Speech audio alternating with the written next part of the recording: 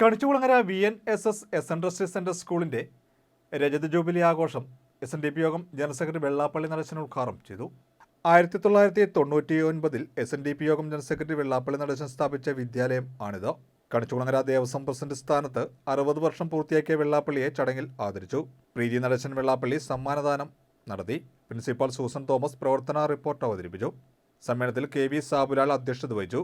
Special officer professor NK Soman, PTA president V Sreekala, school leader Anupama S Kumar തുടങ്ങിയവർ സംസാരിച്ചു. തുടർന്ന് കുട്ടികളുടെ വിവിധ കലാപരിപാടികളും അരങ്ങേറി. ഞങ്ങളുടെയും കൂടെ കുട്ടികളാണെന്നോ ഇവിടുന്ന് വളർന്ന് പഠിച്ച് ഉയർന്ന് അവർ കേരളമല്ല ഇന്ത്യയിലെ ലോകത്ത് ഇന്ന് വലിയ നിലയിൽ എത്തണമെന്ന ആഗ്രഹവും അതിനുള്ള ഭൗതിക സാഹചര്യങ്ങൾ ചെയ്തു കൊടുക്കാൻ എന്നും പ്രതിജ്ഞാബദ്ധരായിട്ടാണ് ഞങ്ങൾ നിൽക്കുന്നത്. അവരോടൊപ്പം അർപ്പണ മനോഭാവത്തോടുകൂടി പ്രവർത്തിക്കുന്നവരുടെ അധ്യാപകരുണ്ട്, അനധ്യാപകരുണ്ട്, പ്രിൻസിപ്പലുണ്ട്.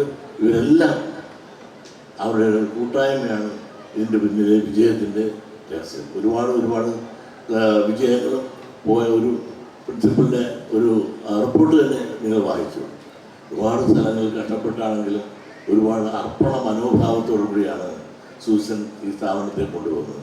സൂസൻ ഇവിടെ കൊണ്ടുപോകുന്ന ഈ സ്ഥാപനം സൂസൻ്റെ സ്ഥാപനമാണെന്നുള്ള ആ വികാരത്തോടുകൂടിയാണ് ഇത് നയിക്കുന്നതും കൊണ്ടുപോകുന്നതും.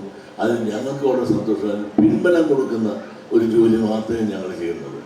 മാനേജ്മെൻറ്റിനെ സംബന്ധിച്ചിടത്തോളം ഇവിടെ പഠിപ്പിക്കാൻ പോകുന്ന ജോലിയല്ല.